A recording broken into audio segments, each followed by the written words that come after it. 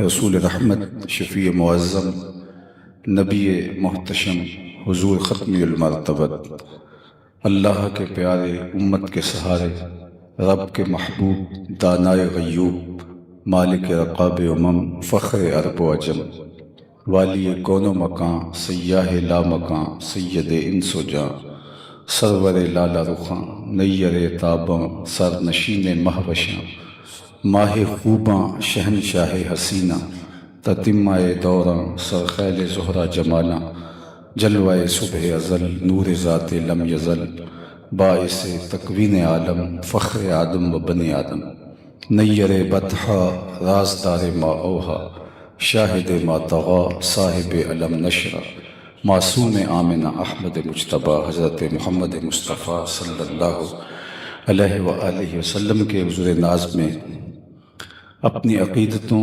ارادتوں اور محبتوں کا خراج پیش کرنے کے بعد عالی مرتبت صدر مجلس حاضہ حضرت علامہ مولانا قبلہ حامد سرفراز صاحب زیدہ مجدہ علمہ عملہ عمرہ و شرفہ، عالی قدر علماء کرام، عمائدین شہر، حضرات سامعین، پہلی بار آج آپ کے یہاں حاضر ہونے کا شرف، موقع اور سعادت نصیب ہو رہی ہے، اور موسم رحمت ربیع الاول شریف کی آمد ہے۔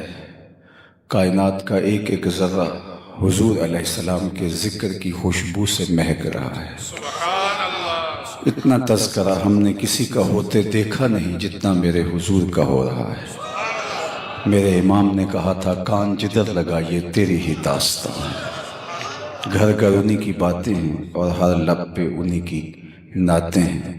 اہل ایمان ہیں کہ حضور کے تذکرہ نور کی خوشبو سے مشام ہستی کو معطر پاتے ہیں، اور گلی گلی ان کے نام کا چراغاں ہیں، عقیدتوں کے دیے جل رہے ہیں، اہل محبت تڑپ رہے ہیں۔ حضور کے ذکر سے ان کو راحت، قرار اور تسکین میسر آتی ہے، اور سچی بات یہ ہے کہ حضور کا ذکر سن کر جس شخص کے کلیجے میں ٹھنڈ نہیں پڑتی، اس کے سینے میں دھڑکنے والا دل کسی مومن کا دل ہی نہیں ہے۔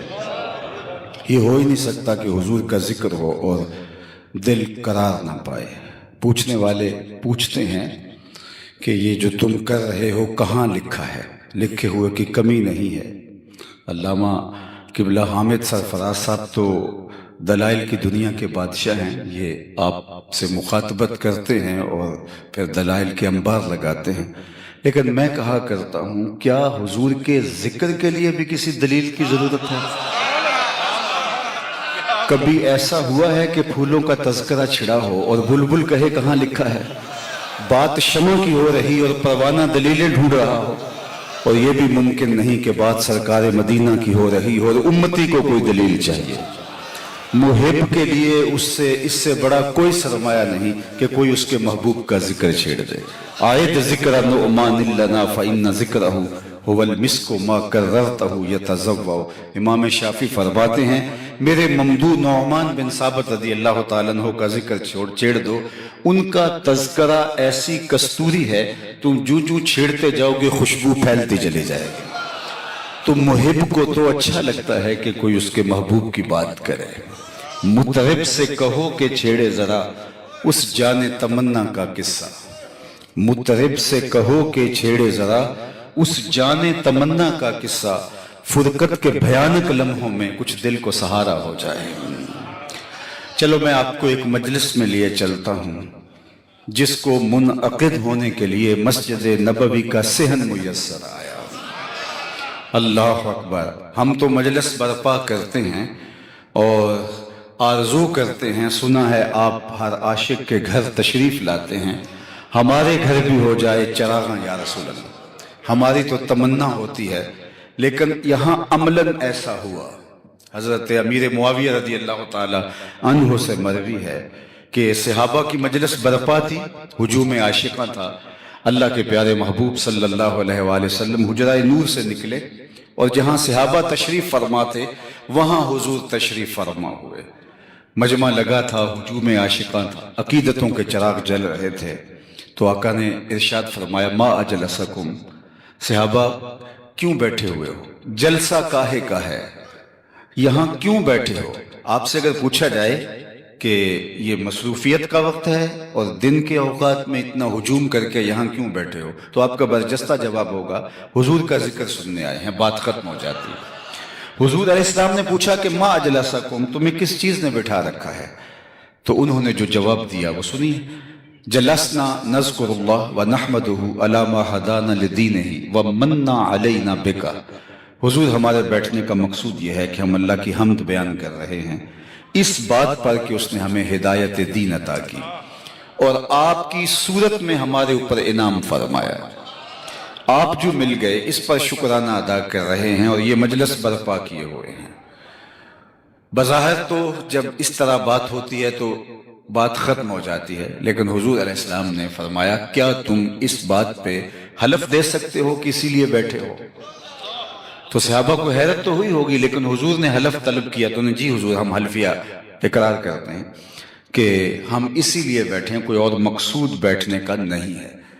آقا کریم نے باقاعدہ ان سے قسم لی، ان سے حلف لیا اور انہوں نے حلف دیا، تو جب وہ حلف دے چکے تو ان کی آنکھوں میں استجاب تھا کہ بظاہر حلف تو ایسے موقعوں پر نہیں ہوتا، تو حضور نے ہم سے حلف لیا تو آقا کریم علیہ السلام نے فرمایا صحابہ ابھی میں نے تم سے جو حلف لیا ہے یہ کسی تہمت کی بنیاد پر نہیں تھا، تمہارے قول کی صداقت پر مجھے کوئی شک نہیں گزرا تھا کہ میں نے قسم سے تصدیق چاہی ہو، بلکہ ماجرا کچھ اور تھا۔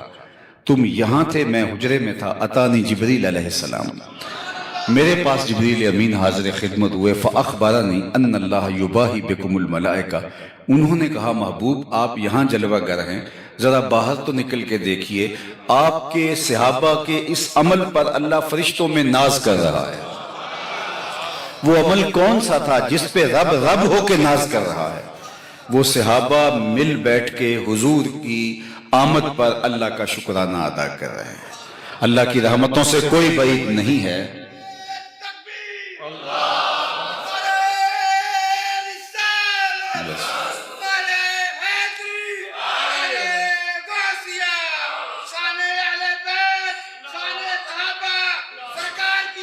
مرحبا،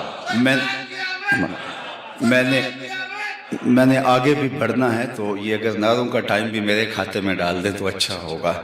ویسے بھی جب بات ایک تسلسل کے ساتھ جا رہی ہو، نعرے کا ذوق اور یہ جذبوں کی کائنات، یہ دیوانگی کا ایک رنگ اور آہنگ ہے، لیکن وہ اقبال نے کہا تھا نظارے کے لیے جنبش مژگاں بھی بھار ہے، نرگس کی آنکھ سے تجھے دیکھا کرے کوئی، تو کبھی کبھی آنکھ جھپکنا بھی طبیعتوں پہ گراں ہوتا ہے۔ تو میں آپ کی ساری توجہ آپ کی جانب جو ہے وہ اپنی جانب مبذول کرنا چاہتا ہوں۔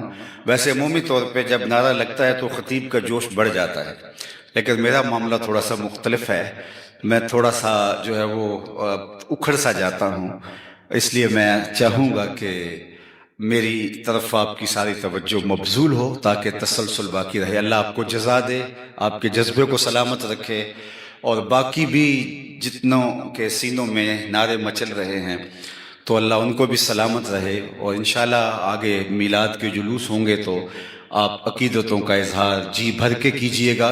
تو میرے پاس صرف 35 منٹ ہیں اور میں نے آگے بڑھنا ہے، تو میں آپ کی توجہ آپ اپنی جانب چاہوں گا۔ تو بات کر رہا تھا کہ اللہ کی رحمتوں سے کوئی بعید نہیں کہ آج کی مجلس بھی قبول کر لی جائے اور اللہ فرشتوں سے کہے کہ دیکھو 1500 برس بیت گئے ہیں، یہ آج بھی بیٹھ کے اس نعمت کا شکرانہ ادا کر رہے ہیں، اور آج کی مجلس اس کی بارگاہ میں قبول کر لی جائے۔ باقی جہاں تک حضور کی صورت میں عطا کردہ انعام خداوندی کے شکرانے کی بات ہے تو یہ ایک دوپہر کی محفل میلاد کیا، ساری زندگی حضور کے نام لگا دے حق کے شکر پھر بھی ادا نہ ہو۔ ہمارے بدن پہ اتنے بال نہیں ہیں جتنے رسول اللہ کے احسانات ہیں، ہمارا بال بال قرض رسالت میں جکڑا ہوا ہے۔ خدا شناسی تو بڑی دور کی بات ہے، ہم خود شناس بھی نہ ہوتے اگر حضور تشریف نہ لاتے، ہمیں یہ بھی نہ پتا ہوتا کہ ہم کون ہیں۔ اور مجھے بتاؤ جس کو یہ بھی معلوم نہ ہو کہ میں کون ہوں، اس کے پلے ہوتا کیا ہے؟ اقبال نے کہا تھا اپنے من میں ڈوب کر پا جا سراغ زندگی، تو میرا نہیں بنتا نہ بن، اپنا تو بن، اور جو اپنا بھی نہیں ہے اس کو یہ بھی نہیں پتا کہ میں کون ہوں۔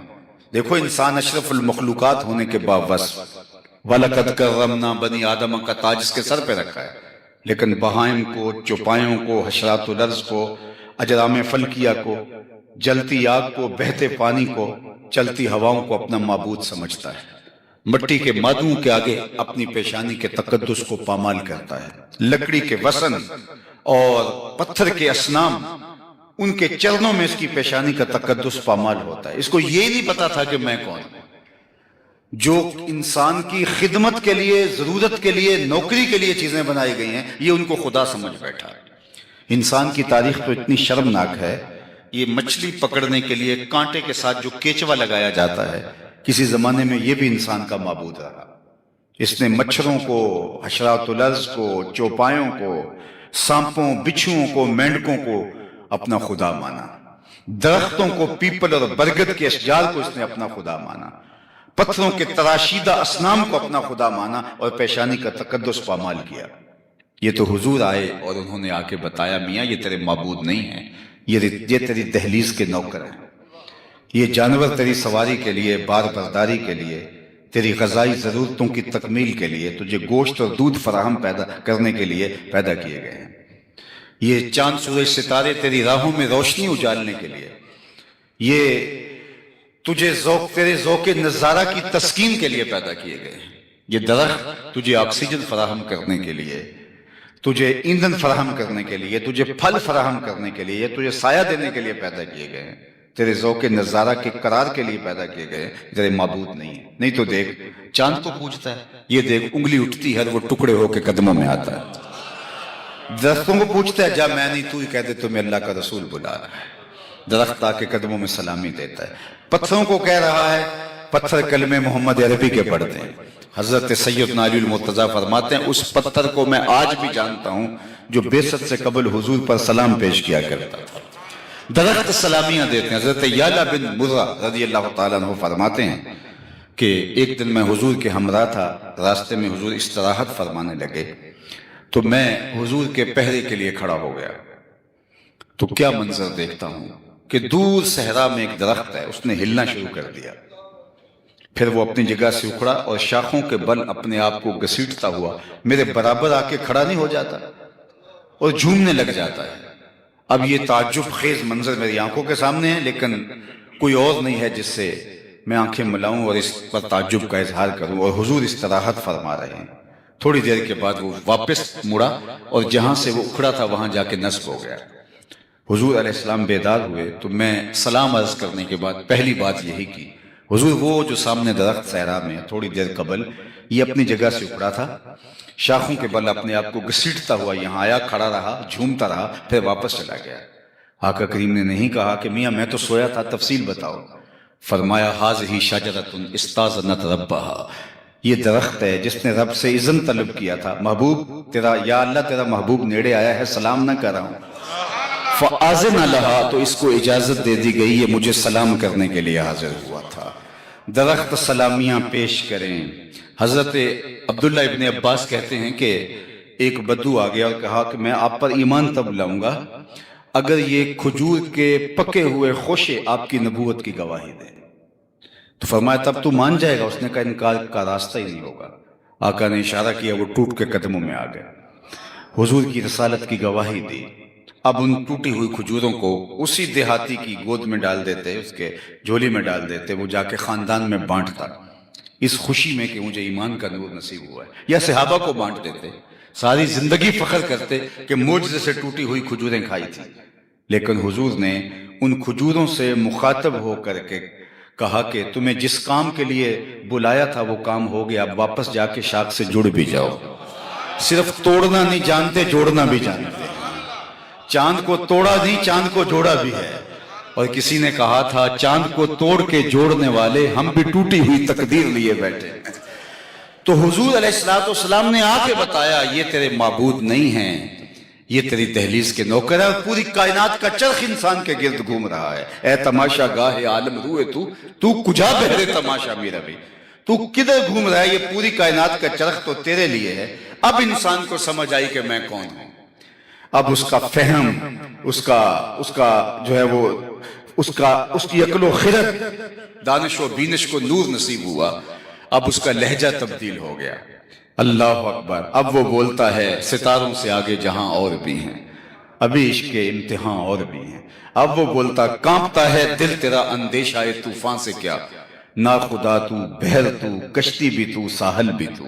یہ وہی انسان ہے جو پتھروں کو پوجتا تھا، یہ وہی انسان ہے جو درختوں کو معبود مانتا تھا، مٹی کے بنے ہوئے مادوں کے آگے اپنی پیشانی کے تقدس کو پامال کرتا تھا۔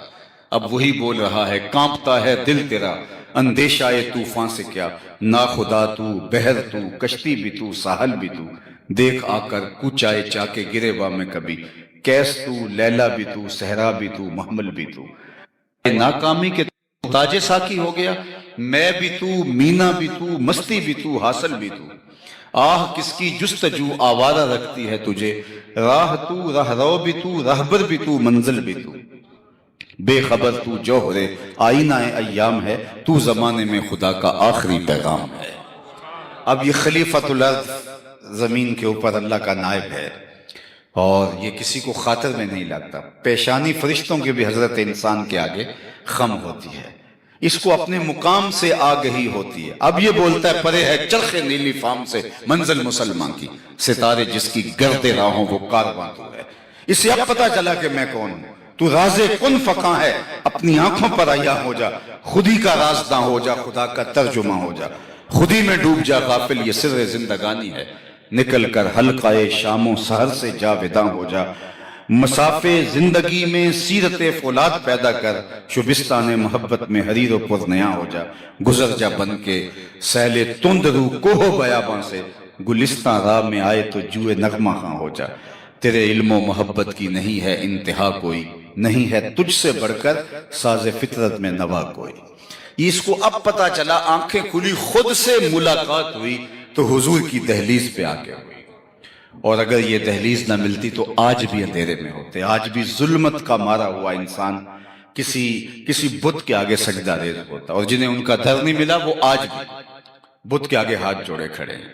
یہ نہیں ہے کہ انہیں دنیا کے علم و تہذیب اور دنیا کے اوپر جو ترقیاں ہیں ان کا علم نہیں ہے، پی ایچ ڈی ڈاکٹر ہے، یہ بالکل آپ کی ہمسائیگی میں انڈیا میں بسنے والا ہے۔ دیکھو کتنی بھاری بھرکم ڈگری ہے، علم کا کتنا بڑا حوالہ ہے، لیکن بت کے آگے ہاتھ جوڑے کھڑا ہے۔ اتنی بھاری اور بھرکم ڈگری اسے نہیں بتاتی کہ جو اپنے بدن پہ بیٹھی مکھی بھی نہ اڑا سکے وہ تیری ضروریات کا کفیل کیسے ہو سکتا ہے؟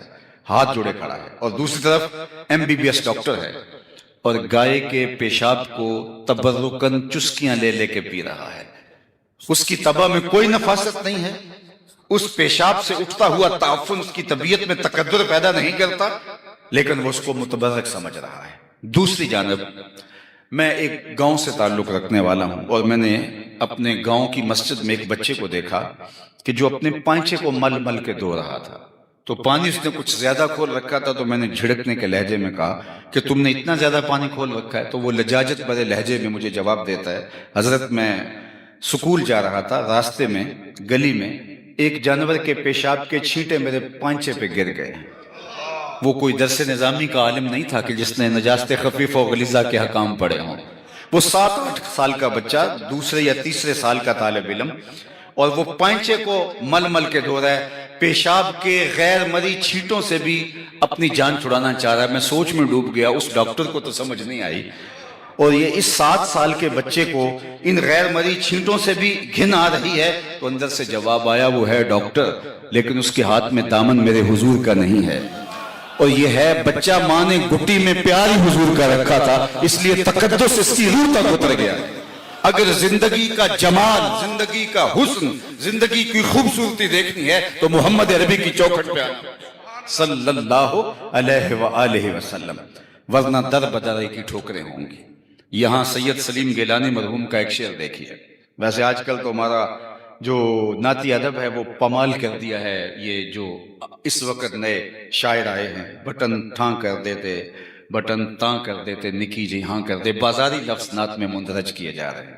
لیکن ذرا شعر کا حسن دیکھیے، نہ خرد کی روشنی تھی نہ جنوں کی آگہی تھی، نہ خرد کی روشنی تھی، نہ جنوں کی آگہی تھی، تیری رہبری سے پہلے یہ جہاں جہاں نہیں تھا، تیری رہبری سے پہلے یہ جہاں جہاں نہیں تھا، تیرے آستان سے پہلے کوئی آستان نہیں تھا، میں وہ زمین تھی جس کا کوئی آسمان نہیں۔ زندگی کا سارا جمال، زندگی کا سارا حسن زمانے کو ملا ہے تو میلاد والے رسول کی چوکھٹ۔ اگر یہ ڈر نہ ہوتا تو رسوائیاں مقدر ہوتی، اور آج بھی انسانیت کا بھٹکا ہوا قافلہ ذرا تصور تو کریں کہاں ہوتا، جو باپ بیٹی کو اپنے ہاتھوں سے زندہ درگور کر دیتا ہے، اور معاشرہ اس کو اس پہ داد دیتا ہے کہ تو نے اپنی پگڑی کا کلس نیچا ہونے سے بچا لیا ہے۔ ظلم آج بھی ہوتے ہیں، جبر آج بھی ہوتا ہے، لیکن مجرم منہ چھپاتا ہے۔ لیکن کیسا بڑا جرم تھا، اور سینہ تان کے باپ اس پہ فخر و مباحات کرتا تھا کہ میں نے اپنی آبرو بچا لی، اور وہ ظالمانہ سماج اس پر بھی اسے داد دیتا تھا۔ پھر ایک آواز گونجی، اللہ اکبر، کوہ و صحرا میں دنیا کے کونے کونے تک آواز پہنچی۔ آپ کو علماء تو علماء ہیں، آپ کو بھی عربی متن کے ساتھ بہت ساروں کو یاد ہوگی، لیکن اس کو صرف جو ہے وہ آپ محبت کے تناظر کے اندر ہی سنتے ہیں۔ ذرا ظالمانہ سماج کے خلاف جو کلمہ جہاد ہے اس تناظر میں دیکھیں، جب بیٹیاں زندہ درگور ہوتی تھی باپ اس پہ فخر کرتا تھا، آواز آتی ہے لوگوں سن لو، فاطمہ میرے جگر کا ٹکڑا ہے۔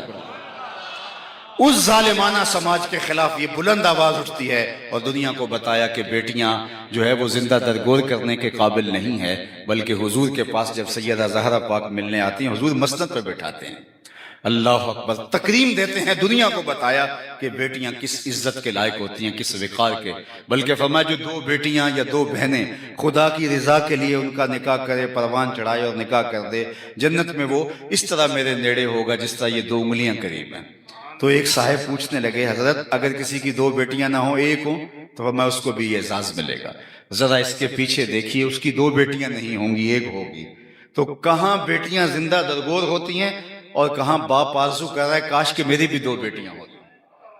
میں نے گجرانوالا کپڑا مارکیٹ میں ایک بوڑھے شخص کو اپنی کمر کے اوپر بورا لاد کے جاتے ہوئے دیکھا، تو میری شناسائی تھی، تو میں نے اس کو کہا کہ تم بوڑھے ہو گئے اب چھوڑتے نہیں کام، تو مجھے اس کا لہجہ کبھی بھی نہیں بھولا۔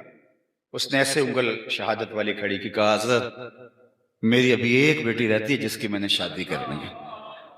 تو میں نے کہا کہ یہ باپ تو زندہ درگور کرتا تھا، آج یہ بڑھاپے کے اندر مزدوری کر رہا ہے، پردیس میں جا کے لوگ پتھر کوٹتے ہیں کہ ہم اپنی بہنوں کے ہاتھ پیلے کرنے ہیں، اپنی بیٹیوں کے ہاتھ پیلے کرنے ہیں، یہ تو زندہ درگور کرتے ہیں۔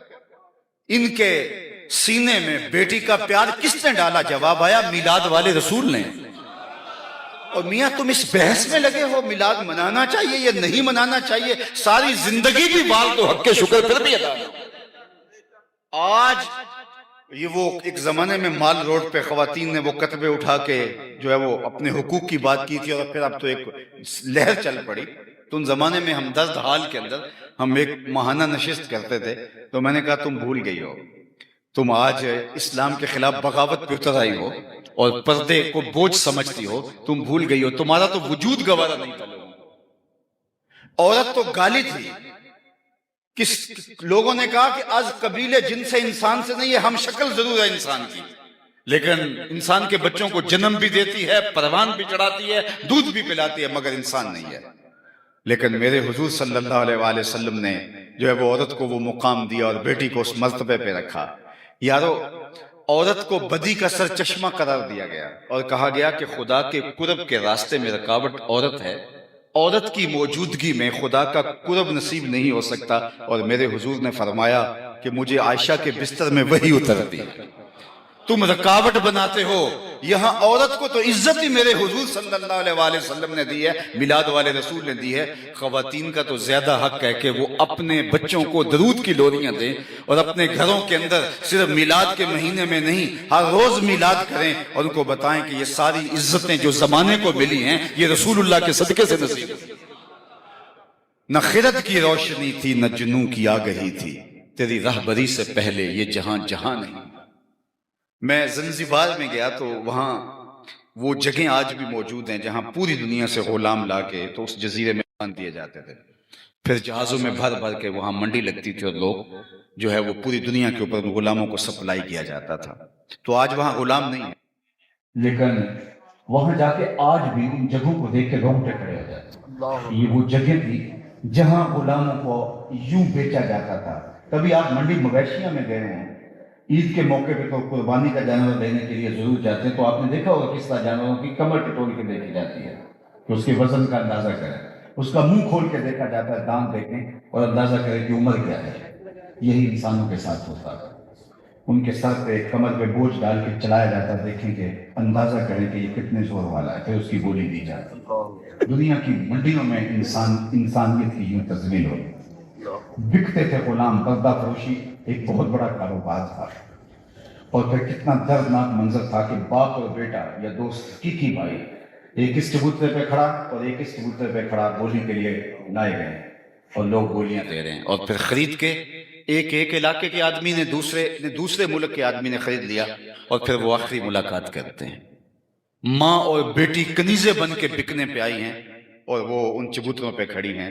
تو ماں کو کوئی اور خرید لیتا ہے، بیٹی کو کوئی اور خرید لیتا ہے، پھر مختلف علاقوں میں لے کے جاتے ہیں. اللہ اکبر. یار اپنی مرضی سے جانچ پرکھ کے رشتہ کیا جاتا ہے اور ہر پہلو سے، ہر تناظر سے جو ہے وہ دیکھا جاتا ہے کہ ہماری بیٹی کے لائق بھی ہے کہ نہیں. اور پھر بیٹی کو جب رخصت کیا جاتا ہے، اگلے دن وہاں جانا ہوتا ہے ولیمے پہ، اگلے دن بیٹی نے گھر آنا ہوتا ہے. جب چاہے ملاقات ہو سکتی ہے، لیکن جب بیٹی کو رخصت کرتی ہے ماں اس کا کلیجہ پھٹ رہا ہوتا ہے، جبکہ وہ ساتھ والے محلے میں جا رہی ہوتی ہے. تو ذرا تصور کریں کہ اس پھٹے پہ ماں بک رہی ہے اور اس پھٹے پہ بیٹی بک رہی ہے، اور پھر دو مختلف ملکوں کے آقا ان کو خرید کے لے جا رہے ہیں. دوبارہ شاید کبھی ملاقات بھی نہیں ہوگی. تو جب وہ آپس میں جدا ہوتے ہوں گے تو کیا درد پھوٹتا ہوگا اور ان آنسوؤں میں کتنی آگ ہوتی ہوگی. یہ دنیا کی منڈیوں میں سرے بازار ہوتا تھا، روز ہوتا تھا، اور یہ روز انسانی درد کی کہانیاں رقم ہوتی تھی. یہ میرے حضور آئے صلی اللہ علیہ وآلہ وسلم. آپ نے علماء سے سنا ہے کہ سویبہ نے جا کے کہا کہ تیرے مرحوم بھائی کے گھر بیٹا پیدا ہوا ہے، تو ابو لہب نے کہا کہ جا تو آزاد ہے. تو اس پر اس کو کیا فائدہ ہوا علماء سے آپ سنتے ہیں، لیکن میں جس پہلو کی طرف آپ کی توجہ دلانا چاہتا ہوں وہ یہ کہ حضور نے صحن کائنات پہ قدم رکھا، غلامی کی زنجیریں ٹوٹنے لگیں. پھر اتنے طریقے دیے غلام آزاد کرنے کے. قسم توڑ بیٹھو، غلام آزاد کرو. کفارہ قتل میں غلام آزاد کرو، کفارہ زہار میں غلام آزاد کرو، روزہ توڑ بیٹھو غلام آزاد کرو. ویسے ترغیب دی غلام آزاد کرنے کی. حضرت عثمان غنی رضی اللہ تعالیٰ عنہ ہر جمعے کو ایک غلام آزاد کرتے تھے. حضرت عمر رضی اللہ تعالیٰ عنہ جو زیادہ نمازیں پڑھتا تھا غلام اس کو آزاد کر دیتے. غلاموں کو یہ آپ کی عادت اور آپ کا مزاج سمجھ میں آیا تو انہوں نے زیادہ نمازیں پڑھنی شروع کر دی. تو آپ نے آزاد کرنا شروع کر دیا. تو لوگوں نے کہا عمر آپ بھولے ہیں، یہ دل سے نہیں پڑھتے، یہ آپ کو دکھلانے کے لیے اور آزادی کے لیے کرتے ہیں. تو حضرت عمر نے کہا یہ مجھے خدا کے نام پہ دھوکہ دیتے ہیں، میں 100 بار کھانے کے لیے تیار ہوں. اللہ. صحابہ میں سب سے امیر ہیں حضرت عبد الرحمن بن عوف رضی اللہ تعالیٰ عنہ. انہوں نے اپنی زندگی میں 30,000 غلام آزاد کیے ہیں. اس دور کی سب سے مہنگی سخاوت غلام آزاد کرنا تھا. 30,000 غلام حضرت عبد الرحمن بن عوف نے، پھر باقی اصحاب نے، حضرت سیدنا صدیق اکبر رضی اللہ تعالیٰ عنہ نے، مولا کائنات نے، باقی اصحاب پیغمبر کی زندگیاں دیکھیے. اور آج اگر دنیا کے اوپر غلامی موجود نہیں رہی ہے تو یہ کس کے دیے ہوئے نظام کا صدقہ اور صلہ ہے؟ غلاموں کو عملی طور پہ غلامی اب ختم ہو گئی، اور جب تک غلام موجود رہے ان کے لیے آداب بتائے لوگوں کو. جو خود کھاتے انہیں کھلاؤ، جو خود پہنتے انہیں پہناؤ. اللہ اکبر. وہ غلام جو آقا کا جوتا دھوپ سے اٹھا کر چھاؤں میں رکھے اور آقا اس کو بھی کوڑے مارے کہ تم نے میرا جوتا میرے پوچھے بغیر چھوا کیا ہے، کیوں چھوا ہے؟ وہ کہتا ہے صاحب دھوپ میں خراب ہو رہا تھا اس لیے میں نے چھاؤں میں رکھ دیا. تو آقا کہتا ہے نہیں، تیری خوئے غلامی بدل رہی ہے، تو اپنی اوقات بھول گیا ہے، تجھے یاد ہی نہیں کہ میں غلام ہوں، اس پہ کوڑے مارتا ہے. اقبال نے کہا تھا نا غلامی کیا ہے، ذوق حسن و زیبائی سے محرومی، جسے زیبا کہیں آزاد بندے ہیں وہی زیبا. بھروسہ کر نہیں سکتے غلاموں کی بصیرت پر کہ دنیا میں فقط مردان حر کی آنکھ ہے بینا. غلام کی کیا اوقات ہوتی ہے، وہ آقا کا جوتا اذن کے بغیر نہ چھو سکے. سنو، ایک بار نہیں 100 بار میلاد مناؤ، حضور کے ذکر میں دیوانگی کا اظہار کرو، جب غلام آقا کا جوتا بغیر اذن کے چھو نہیں سکتا، حضور معراج سے واپس پلٹتے ہیں اور بلال سے پوچھتے ہیں، بلال تو کون سا نیک عمل کرتا ہے، میں جنت میں تیرے قدموں کی آہٹ سنتا ہوں۔ کیا اس سے ایک جملے نے دور غلامی کی ساری تھکن اتار نہیں دی ہوگی؟ اور بلال فرش سے اٹھ کے فراز عرش تک نہیں پہنچ گیا ہوگا؟ یہ عظمتیں کہ جو جوتا بھی نہ چھو سکے، اس کو کونین کا سردار کہہ رہا ہے کہ میں نے تیرے قدموں کی آہٹ وہاں سنی ہے، پستیوں سے اٹھا کے اوج ثریا کی بلندیوں تک پہنچا دیا۔ انسانیت کا قافلہ بھٹک اور بہک کر جس منزل پہ گرا تھا اور جس اتھا گہرائی میں گرا تھا، اسے اگر نکالا ہے وہاں سے تو آمنہ کے لال نے، میلاد والے رسول نے نکالا ہے۔ آفتاب زندگی کی ایک شعاع اولی، نور سے تیرے فلک روشن، درخشاں ہے زمین، تیری ہستی روشنی کا ایک حسین مینار ہے، ہر کرن جس کی نشان منزل دنیا دی، تیری نظروں نے تراشے ظلمتوں سے آفتاب، پاؤں تیرے چوم کر ذرے بنے ماہ مبی، اے غریبوں کے سہارے، اے یتیموں کی مراد، محسن انسانیت تجھ سا کوئی نہیں۔ کائنات کو جتنا بھی حسن ملا ہے، بلکہ میں ایک اور بات کروں آپ کی اگر توجہ ہو، دنیا کے اوپر جہاں بھی تہذیب موجود ہے، چاہے وہ کفر کا معاشرہ ہی کیوں نہ ہو، جہاں تہذیب، جہاں خیر کی کوئی قدر موجود ہے، وہ صدقہ ہے میلاد والے رسول صلی اللہ علیہ وآلہ وسلم۔ دنیا کو خیر دیا ہی حضور نے ہے، اسی چوکھٹ سے نور، روشنیاں اور اجالے بٹے ہیں، اس لیے میلاد حضور کی چوکھٹ سے خیرات مانگنا ہے، اور ہم جھولی پھیلا کے عرض گزار ہوتے ہیں، چمک تجھ سے پاتے ہیں سب پانے والے، میرا دل بھی چمکا دے چمکانے والے۔ صاحبان محبت، میں آپ سے عرض گزار ہوں گا کہ صرف ایک دن یا ایک رات یا جھنڈیاں لگا دینے سے حق ادا نہیں ہوتا۔ عقیدتوں کے یہ مظہر ہیں، الفتوں کے یہ رنگ ہیں، اور حضور کے ساتھ پیار کا یہ آہنگ ہے، اور یہ اہل اللہ اور جو ہے وہ حضور کے محبین کا یہ طریقہ شروع سے رہا ہے، وہ عقیدتوں کے رنگ کو اپناتے رہے ہیں، لیکن کہیں آپ اس پہ نہ رک جائیں، اپنی ساری زندگی حضور کے نام لگانے کا عہد کریں۔ وہ آقا جنہوں نے غار سجدہ کے نوکیلے پتھروں پہ پیشانیاں رکھ کے ہمارے لیے دعائیں مانگی، صرف ایک دن کے پرجوش نعرے یا پرجوش خطاب حق ادا نہیں کرتا، ہمیں ساری زندگی آقا کریم کے نام لگانا پڑے گی۔ میرے استاد فرمایا کرتے تھے، یہ نہ ہو کہ لوگ تمہیں پوچھیں تم کون ہوتے ہو اور تمہیں بتانا پڑے صاحب ہم مسلمان ہوتے ہیں۔ فرماتے تھے نہ تمہیں بتانے کی نوبت آئے نہ کسی کو پوچھنے کی ضرورت، تمہاری وضاحت، طرز زندگی، انداز معاشرت ایسا خوبصورت ہونا چاہیے کہ لوگ دور سے دیکھیں تو کہیں وہ دیکھو حضور کا غلام آ رہا ہے۔ نور آنکھوں میں تو چہروں پہ اجالے ہوں گے، مصطفیٰ والوں کے انداز نرالے ہوں گے، دنیا میں بھی ان کے دم سے مقدر چمکا، محشر میں بھی ان کی رحمت کے حوالے ہوں گے۔ آئیے یہ 1500 سالہ حضور کا جشن میلاد ہے، ہم عزم کریں کہ حضور جئیں گے تو آپ کے لیے، مریں گے تو آپ کے لیے، زندگی کی ایک ایک سانس حضور کے نام کر دیں۔ بلکہ مجھے بڑی دیر کے بعد نازش قادری مرحوم کا شعر یاد آیا کہ کیا انہوں نے محبت کے جو ہے وہ انداز کو بیان کیا ہے، مسے خام تو اس طرح سے کندن کر لو، ہے مسے خام تو اس طرح سے کندن کر لو، دل کو یاد شہ کونین کا مسکن کر لو، دل کو یاد شہ کونین کا مسکن کر لو، سبز گنبد سے یوں تعلق بناؤ نازش، روح بھی اپنی ہرے رنگ سے روغن کر لو۔ تو ان کا طرز زندگی، ان کا بتایا ہوا طریقہ، اس کے مطابق دور سے دکھائی دیں کہ ہم حضور کے غلام ہیں۔ بشر الکیفی لقاء الحبیب امام سیوطی کی ہے، تو اس میں وہ ایک واقعہ لائے ہیں کہ حضور علیہ السلام کی مبارک داڑھی اور سر انور میں کل 18 سے 22 تک سفید بال تھے۔ کسی کی سیرت بھی ایسی محفوظ نہیں اور کسی کی کا جو ہے وہ شمائل اور کسی کی صورت بھی ایسی بیان نہیں فرمائی گئی جیسے آمنہ کے لال کی سیرت اور صورت بیان فرمائی۔ حضور سرخ مہندی سے ان بالوں کو وسمہ کیا کرتے تھے، اور ایک حضور کا عاشق تھا، اس کی داڑھی میں کچھ بال آئے تو اس نے بھی ان کو سرخ مہندی سے وسمہ کرنا شروع کیا۔ خیر انتقال ہو گیا تو نکیرین آئے، تو ایک نے پوچھا من ربک، تو دوسرے نے بازو سے پکڑ کے کہا اس سے پوچھتا ہے، اس کی داڑھی میں اسلام کا نور چمک رہا ہے۔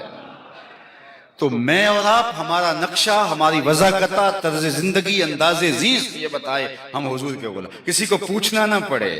یار کسی سکھ کے بارے میں کبھی پوچھنا پڑا ہے کہ یہ سکھ ہے؟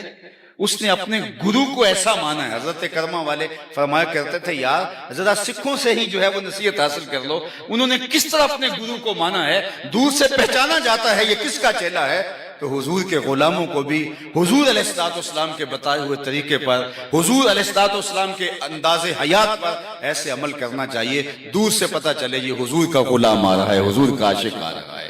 تو آئیے اپنی زندگی کو حضور کے نام لگائیں, اور یہی میلاد کا پیغام ہے. اور میلاد کے اندر ہم یہی سیکھتے ہیں, سر سے لے کر پاؤں تک ہمارا طرز زندگی اور ہمارے شمائل, ہمارا نقشہ, ہماری صورت حضور علیہ السلام کی بتائی ہوئی تعلیمات کے عکس میں ہو. میرے حضرت کا ایک شعر ہے, یاری لا تو پاک نبی سنگ اے پر پوری یاری. یاری لا تو پاک نبی سنگ اے پر پوری یاری, پھر درود قبول ہے تیرا لکھ نہ لوں ایک واری. پھر درود قبول ہے تیرا لکھ نہ لوں ایک واری. اللہ ہمیں حضور کی راہوں کا مسافر رکھے اور اپنی خاص عنایتوں کا حظ وافر دے. وآخر دعوانا ان الحمدللہ رب العالمین. دعا